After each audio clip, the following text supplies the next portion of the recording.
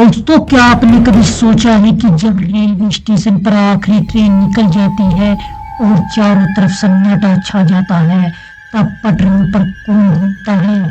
अक्सर हम समझते हैं कि स्टेशन की लाइट बंद होने के बाद वहाँ कोई नहीं होता, लेकिन कुछ मुसाफिर ऐसे भी होते हैं जो अपनी ट्रेन का इंतजार सदियों से कर रहे हैं। आज की यह कहानी सुनने के बाद आप कभी भी किसी सुनसान प्लेटफार्म पर अकेले रुकने की हिम्मत नहीं करोगे। दोस्तों, बात पिछले साल की है। मेरा काम खत्म होने में थोड़ी देर हो गई और जब स्टेशन पहुंचा तो आखिरी लोकल ट्रेन जा चुकी थी। स्टेशन पर मेरे अलावा सिर्फ एक बूढ़ा कुली बैठा था।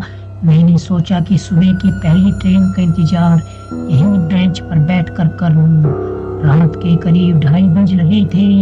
अचानक सन्नाटे को चीरते हुए एक ट्रेन आने की आवाज आई, जबकि उस समय कोई ट्रेन नहीं थी। मैंने देखा कि प्लेटफार्म नंबर 4 पर एक बहुत पुरानी भाप से चलने वाली ट्रेन आकर रुकी। उस ट्रेन से कोई बाहर नहीं निकला सिवाय एक औरत के।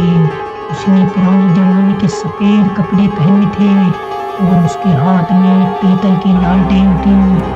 वो धीरे धीरे तरफ बढ़ने लगी। जैसे जैसे वो पास आई, मुझे महसूस हुआ कि उसके चलने की आवाज भी आ रही थी, जैसे वो जमीन से कुछ ऊंचे पर तैर रही हो। जैसे ही वो मेरे पास पहुंची, उसने अपना लालटेन ऊंचा किया।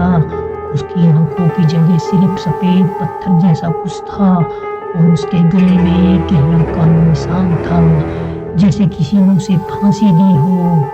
उसने बहुत ही ठंडे और कांपती आवाज में मुझसे पूछा, बेटा, क्या मेरी गाड़ी छूट गई? मुझे अपने घर जाना है। जैसे ही मैंने उसकी तरफ हाथ बढ़ाया, उन्होंने दूर से चिल्ला कर कहा, साहब, वहाँ मत जाना। पुलिस की आवाज सुनते ही वो औरत गायब हो गई और ट्रेन भी धुएं की तरह हवा में उड़ गई। पुलिस भागते हुए मेरे पास आया और बताया कि ठीक 10 साल पहले इसी दिन एक औरत ने इसी प्लेटफार्म पर ट्रेन के आगे कूद कर जान दे दी थी और तब से वो हर रात अपनी आखिरी ट्रेन ढूंढने आती है। सुबह जब मैंने अपनी कमीज देखी तो उस औरत की उंगली से काली जमीन के निशान थे। दोस्तों, रेलवे स्टेशन के प्लेटफार्म सिर्फ मुसाफिरों के लिए नहीं होते, कभी कभी वहाँ कुछ और भी होता है जो कभी घर नहीं पहुँच पाता।